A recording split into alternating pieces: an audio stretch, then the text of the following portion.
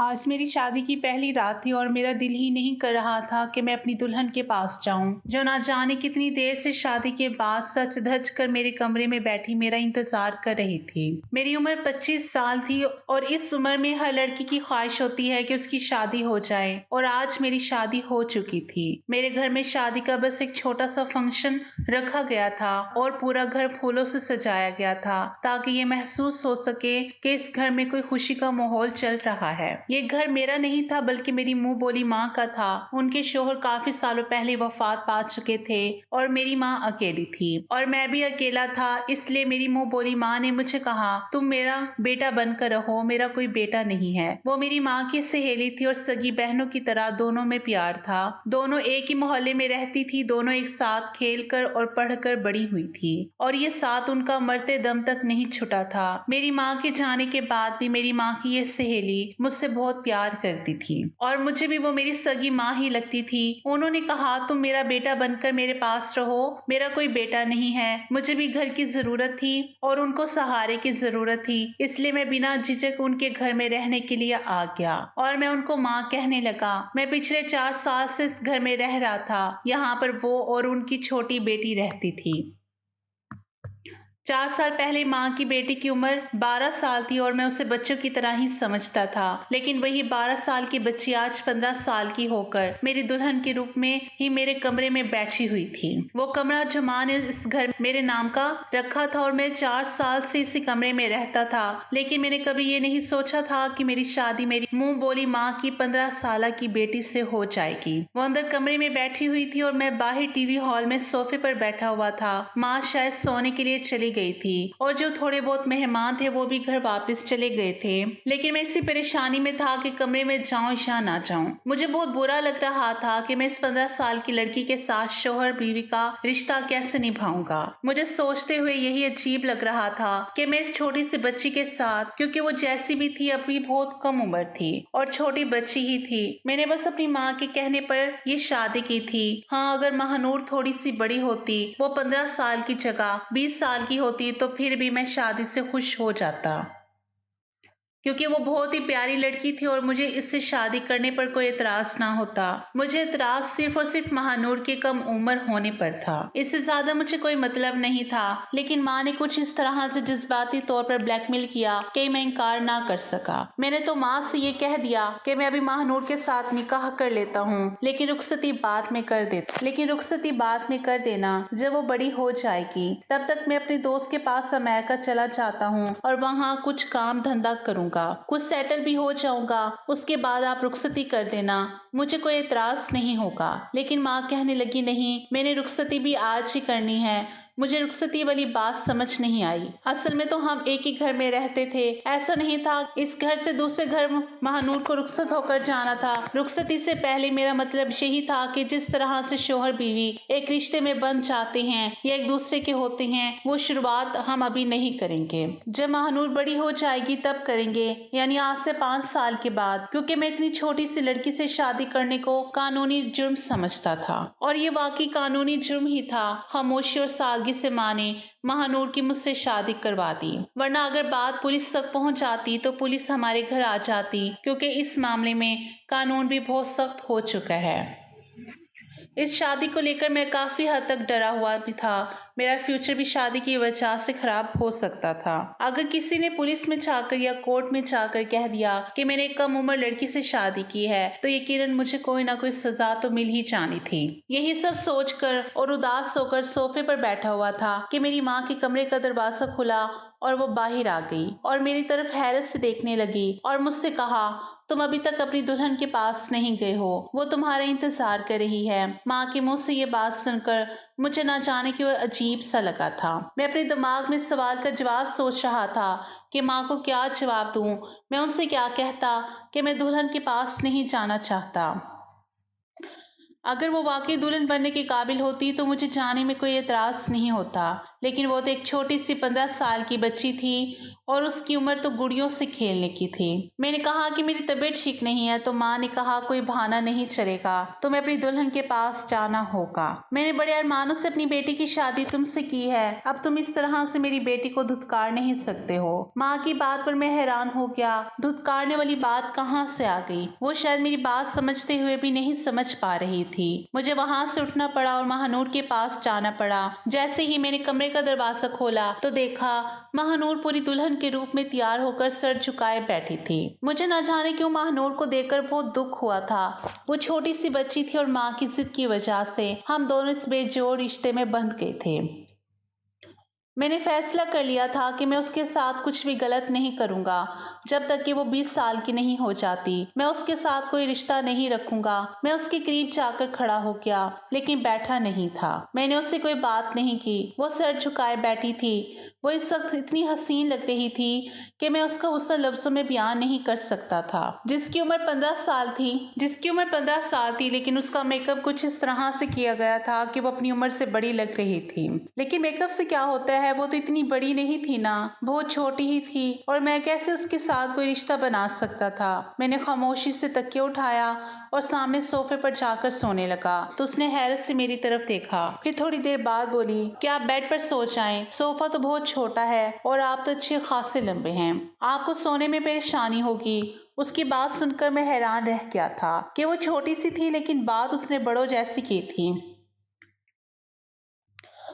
मुझे लगा कि वो मेरे करीब आने से घबरा जाएगी, इसलिए मैंने सोफे पर सोने का फैसला कर लिया था। लेकिन जब वो खुद ही कह रही थी कि उसे किसी तरह की कोई परेशानी नहीं है, तो फिर मुझे भी आराम की जरूरत थी। मैंने तकिया वापस अपनी जगह पर रखा और आंखें बंद करके लेट गया। मेरी आंखें बंद थी, लेकिन मेरा दिमाग जागा हुआ था। मैंने महसूस किया था कि महानूर अभी तक बैठी हुई है। क्या वो मेरे इंतजार में बैठी हुई थी? मैंने आंखें खोलकर उसकी तरफ देखा तो वो मुझे ही देख रही थी। फिर मैंने उससे कहा कि तुम जाकर ये भारी भरकम कपड़े बदलकर कोई कंफर्टेबल कपड़े पहनकर सो जाओ। मुझे भी नींद आ रही है, लेकिन मुझे पता नहीं क्यों लगा था कि वो मेरी बात सुनकर नाराज हो रही थी। हालांकि मेरी बात पर उसे खुश हो जाना चाहिए था। मेरे हिसाब से तो उसे इस रिश्ते के बारे में जानकारी नहीं होगी, इतनी छोटी सी तो थी। थोड़ी देर बाद वो बाथरूम में चली गई। उसने अपने कपड़े बदल लिए और मेरे साथ लेट गई, तो मैंने उठकर करवट बदल ली। लेकिन मुझे सोते वक्त पता नहीं क्यों महसूस हो रहा था कि वो बार बार सरक कर नींद में मेरी तरफ आ रही है। मैं फिर से उसकी जगह पर आराम से धकेल देता, लेकिन वो फिर से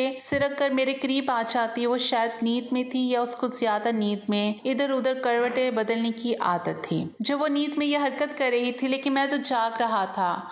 सिर्फ मैं नहीं जाग रहा था, उसकी ये हरकत मेरे जज्बातों को भी जगा रही थी। एक बार तो वो मेरे इतनी करीब आ गई कि मेरे दिल की धड़कनों में शोर मच गया था। मेरी सांसें तेज हो गई थी। मेरे सामने एक लड़की थी, वो भी मेरी बीवी थी और मैं उस पर पूरा हक रखता था कि इतनी छोटी सी बच्ची के साथ मैं इस तरह का रिश्ता बनाऊं। और ये कानूनी जुर्म था कि अगर कल को पुलिस को इस शादी की खबर हो जाती है तो महानूर के मेडिकल चेकअप के बाद मुझे कोई ना कोई सजा जरूर होनी थी, क्योंकि साबित हो जाता कि मैंने सिर्फ उससे शादी नहीं की बल्कि उसके साथ शोहर बीवी वाला रिश्ता भी कायम किया है। मैं ये सब सोच रहा था, इसलिए मैंने बेहतर यही समझा कि मैं इससे दूर ही रहूं। मैंने महानूर को खुद से अलग किया और दूर होकर करवट बदली। सुबह मेरी आंख तो बहुत देर से खुली थी। मैंने देखा महानूर अभी तक सो रही थी। मैं आराम से उठकर खड़ा हुआ और घर से बाहर निकल गया और सारा दिन बेचैन ही रहा। मैं नौकरी की तलाश में था कि मुझे जल्द ही कोई नौकरी मिल जाए, लेकिन मुझे बहुत ही बेचैनी हो रही थी। महानूर को लेकर मैं कैसे उसके साथ इतने साल एक कमरे में गुजार सकता हूँ।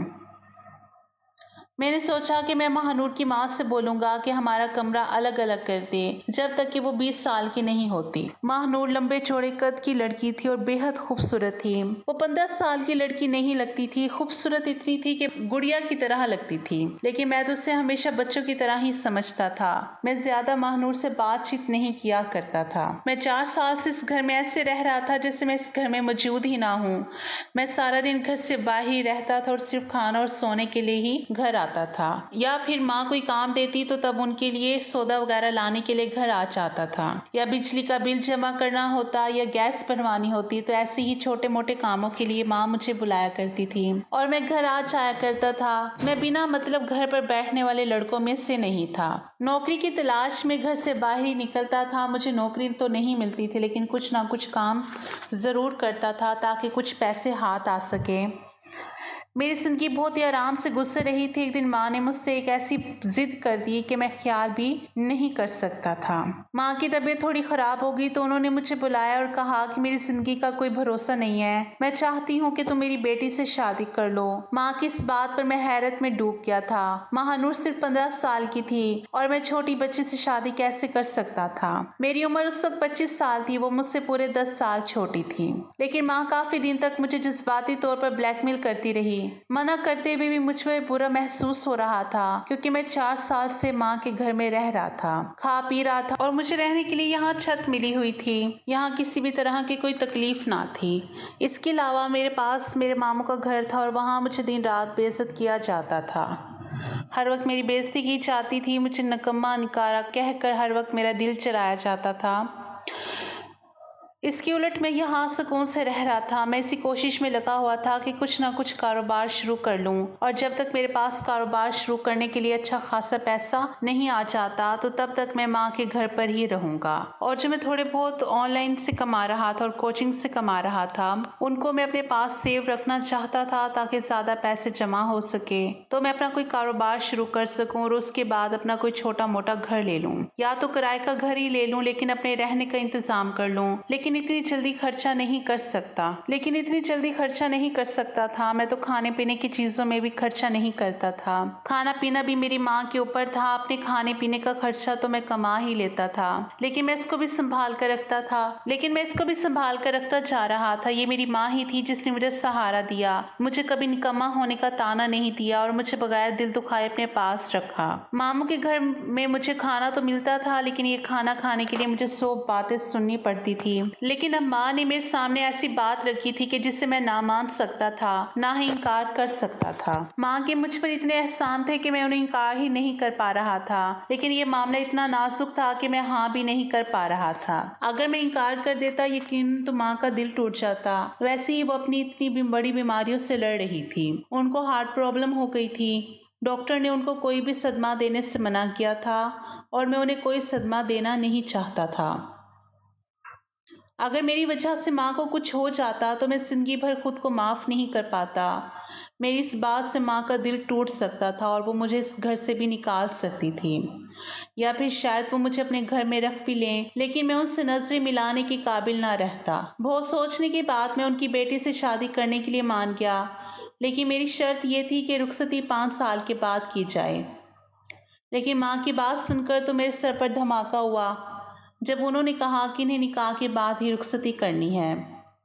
मैंने कहा ऐसी भी कोई मुसीबत नहीं आई है कि जल्दी रुखसती हो।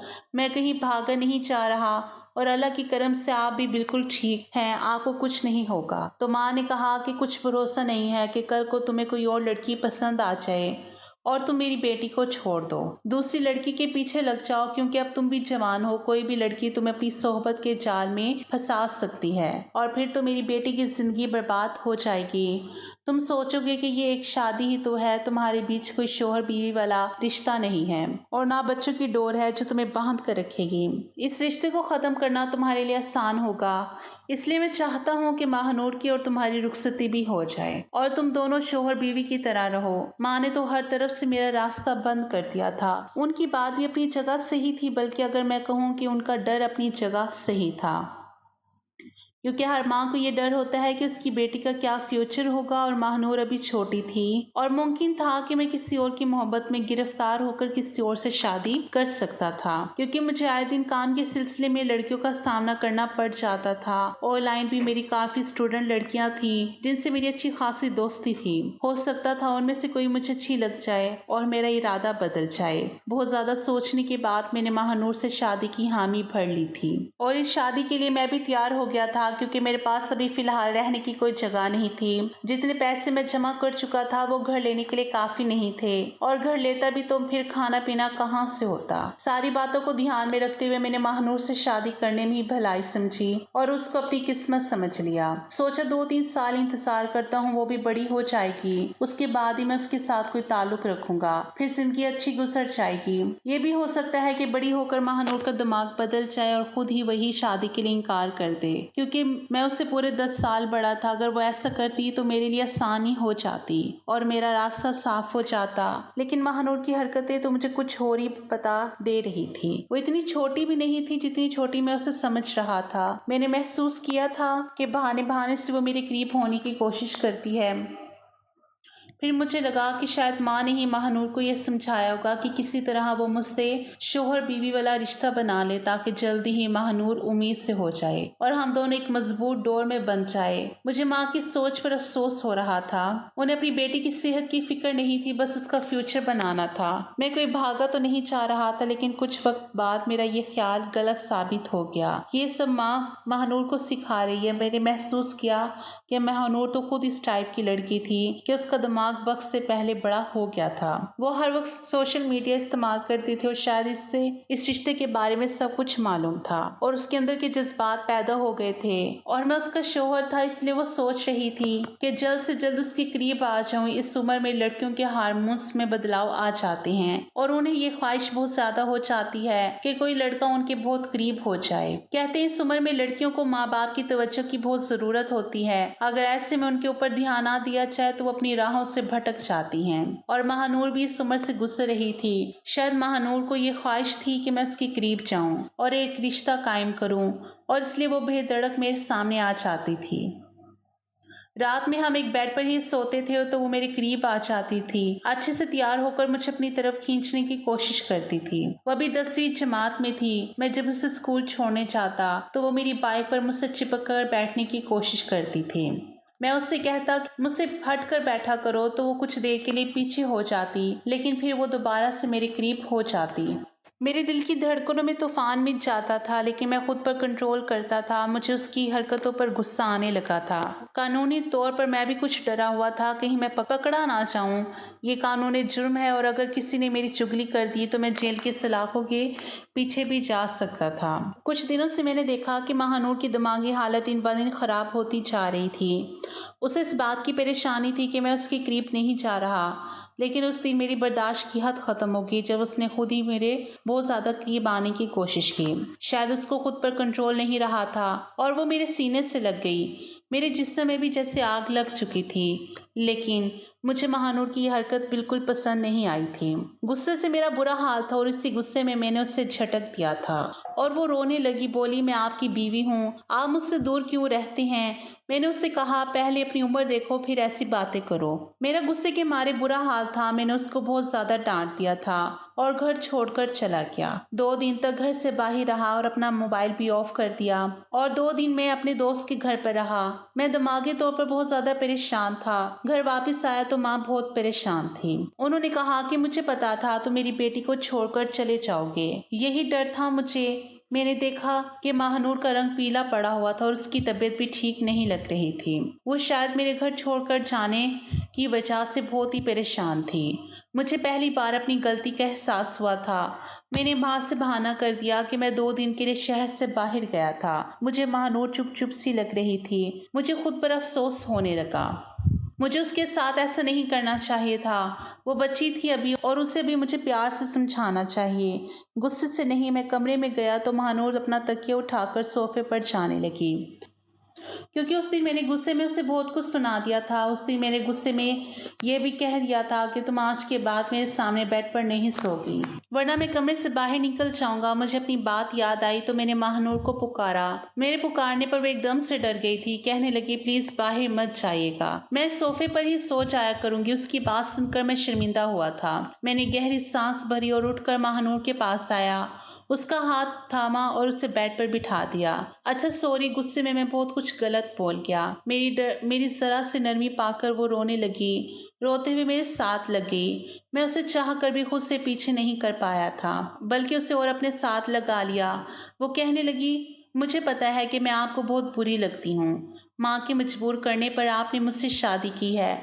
उसकी बात सुनकर मैंने कहा, तुम मुझे बुरी नहीं लगती, बल्कि अच्छी लगने लगी हो और तुमसे दूर रहना मुश्किल लगने लगा है। मैं तुम्हारे पास नहीं आ सकता क्योंकि तुम बहुत कम उम्र हो। मैं तुम्हें इतनी कम उम्र में इस मुसीबत में नहीं डालना चाहता। मैंने उससे आज अपना हर दर्द बता दिया था। मुझे लगा ये सुनकर उसे सुकून हो जाएगा, लेकिन वो तो और भी ज्यादा परेशान हो गई थी और किसी गहरी सोच में डूबकर रह गई थी। वक्त कुछ और आगे को बढ़ा तो महानूर का पेट फूलने लगा, उसकी रंगत भी पीली पड़ने लगी। माँ भी इन दिनों कुछ चुप चुप सी थी, काफी बीमार रहने लगी थी। मैंने माँ से महानूर के बारे में कहा कि उसे डॉक्टर के पास ले जाएं, तो माँ कहने लगी कि मैं इसे डॉक्टर के पास ले गई थी, उसे दवा दे रही हूँ, ठीक हो जाएगी। माँ की तबीयत बहुत ज्यादा बिगड़ गई, उसके सीने में फिर से दर्द उठा था। मैं जब तक उन्हें अस्पताल लेकर गया तो वो दम तोड़ चुकी थी। ये सदमा महानूर के लिए भी बहुत बड़ा था। उस वक्त मैंने ही उसे संभाला था, लेकिन अब मैंने महसूस किया कि उसका पेट बहुत ज्यादा बड़ा होने लगा है। मैं उसे डॉक्टर के पास लेकर गया। डॉक्टर ने अल्ट्रासाउंड किया और जो कुछ मुझे बताया, मेरे होश उड़ गए। डॉक्टर कहने लगी आपकी बीवी 4 महीने से प्रेग्नेंट है। ये सुनकर तो मेरा दिमाग घूम कर रह गया था। मैं जिसे बच्ची समझकर उसके पास नहीं चाहता था, वो कम उम्र में ही ये गुल खिला बैठी थी और अपना गुनाह छुपाने के लिए मुझसे शादी की थी। माँ की जल्दबाजी मुझे समझ आई थी। महानूर का मेरे करीब आना मुझे अब समझ आया था। मेरी अकल हैरान थी कि इतनी सी उम्र में महानूर ये सब कैसे कर सकती थी। डॉक्टर कहने लगी आपकी बीवी बहुत कम उम्र है, इसका बहुत ख्याल रखें वरना डिलीवरी में मुश्किल पैदा हो सकती है। मैं जब घर वापस आया तो महानूर को कमरे में ले गया, उसे बेड पर ले जाकर पटक दिया। मैंने कहा मुझे नहीं पता था कि इतनी कम उम्र में तुम ये सब कुछ भी कर सकती हो। तुम्हें और माँ को मैं ही मिला था तुम्हारा ये गुनाह छुपाने के लिए। वो रोने लगी, कहने लगी मेरा कोई कसूर नहीं है, मेरे ऑटो ड्राइवर ने जबरदस्ती मेरे साथ। ये कहकर वो रोने लगी, कहने लगी माँ मुझे डॉक्टर के पास ले गई थी, लेकिन डॉक्टर ने अबॉर्शन से मना कर दिया कि मैं अभी बहुत कम उम्र हूँ और तकलीफ नहीं सह सकती। मैं ये सुनकर सर पकड़कर बैठ गया था। महानूर कहने लगी मुझे तलाक मत दीजिएगा, दूसरी शादी कर लें, लेकिन मुझे अकेला मत छोड़िएगा। मेरी कोई गलती नहीं है, वो मेरे कदमों में बैठी हुई थी, लेकिन मैं उसकी तरफ देख भी नहीं रहा था। उसने और उसकी माँ ने मुझे धोखा दिया था। वो मुझसे बर्दाश्त नहीं हो रहा था। मैं उसे धक्के देकर कमरे से बाहर निकल आया। हमेशा हमेशा के लिए मैं काफी दिनों अमेरिका जाने की तैयारी कर रहा था। मैं सोच रहा था कि मैं महानूर को उसकी माँ के पास छोड़कर अमेरिका चला जाऊंगा, कुछ साल बाद आऊंगा। तब तक महानूर तकरीबन 20 साल की हो जाएगी और फिर मैं उसके साथ अपनी शादीशुदा जिंदगी की शुरुआत करूंगा। लेकिन आज जो सच मेरे सामने खुल कर आया था, मुझे हिला कर रख दिया था। अमेरिका जाने के मेरे सारे पेपर्स तैयार थे। मैं अगले ही दिन महानूर को बिना बताए वहां चलाया। उस वक्त मेरे दिमाग में बिल्कुल ख्याल नहीं आया था कि वहां पर महानूर अकेली लड़की है जो कि माँ बनने वाली थी और अभी तो उसके पास उसकी माँ भी नहीं थी। मैंने बिल्कुल भी नहीं सोचा था। उस वक्त मैं गुस्से में था और गुस्से में ये फैसला कर लिया था। मैं उसे छोड़कर अमेरिका आ गया और काम की तलाश में लग गया। कुछ महीनों बाद मुझे एक अच्छी नौकरी मिल गई थी और मैं अपनी जिंदगी में मसरूफ हो गया। मेरे पीछे से महानूर का क्या हुआ था मुझे कुछ मालूम ना था, लेकिन जो कुछ मैंने किया था शायद गलत किया था और यह एहसास मुझे चैन नहीं लेने देता था। मैं रातों को उठकर बैठ जाता, महानूर का ख्याल मुझे परेशान करता था और यूं ही वक्त गुजरता जा रहा था। और 2 साल गुजर गए और 2 साल के बाद मैं पाकिस्तान वापस आया था, क्योंकि मेरा 2 साल का कॉन्ट्रैक्ट था वो खत्म हुआ था और मुझे 3 महीने की छुट्टियां हो रही थी। सच कहूँ तो मैं सिर्फ महानूर की खातिर पाकिस्तान आया था, वरना पाकिस्तान में मेरा था ही कौन। मेरा दिल इन 2 सालों में बहुत बेचैन हो रहा था। मेरा जो 2 साल का एग्रीमेंट था उसके खत्म होते ही मैं सीधा पाकिस्तान आया था। मैं एक बार अपनी आंखों से देख लेना चाहता था कि महानूर ठीक है या नहीं। उसके बाद मुझे सुकून हो जाता। लेकिन घर आकर जो मैंने देखा, मेरी आंखें फटी की फटी रह गई थी। क्या वाकई महानूर थी? वह ऐसे सोफे पर पड़ी हुई थी जैसे किसी ने पीला रंग लगा दिया हो। हाथ पांव सूखकर लकड़ी की तरह हो गए थे। मैं तड़प कर उसके पास पहुंचा था। उसने आंखें खोलकर मुश्किल से देखा था। मुझे देखकर शायद उसे यकीन नहीं आया था। उसने मुझे छूकर महसूस किया। मैंने कहा महानूर, और फिर उसकी आंखों से आंसू बहने लगे। वो रोने लगी और बोली तुम्हारे जाने के बाद मैं बहुत तकलीफ में थी। पता नहीं खुदा ने मुझे अभी तक जिंदा क्यों रखा है, वरना शायद मैं तो उसी दिन मर जाती जब मैंने मरे हुए बच्चे को जन्म दिया था। वो तकलीफ याद करती हूँ तो अभी भी सहम जाती हूँ। उस वक्त मुझे तसल्ली देने वाला कोई भी अपना नहीं था। वो अपनी दुख भरी कहानी सुना रही थी और मैं बस उसे सुन रहा था। मेरा दिल उसकी हालत पर खून के आंसू रो रहा था। उसकी हालत का जिम्मेदार सिर्फ और सिर्फ मैं ही था। वो कहने लगी, तुम्हारे जाने के बाद मेरा कोई नहीं था। पापा की जो पेंशन आती थी उसी से मैं अपना खर्चा चला रही थी, लेकिन जिंदगी जीने की कोई उम्मीद नहीं बची थी। बस मर जाने की दुआएं मांगा करती थी। मैं तुम्हें इस बात का कसूरवार नहीं ठहराती, क्योंकि तुम्हारे साथ भी धोखा ही हुआ था, लेकिन इसमें मेरी भी कोई गलती नहीं थी। जो कुछ मेरे साथ हुआ वो जबरदस्ती किया गया था। मैं उस वक्त महानूर को उठाकर अस्पताल भागा था। उसके सारे चेकअप होने के बाद पता चला कि उसे टीबी हो गया था।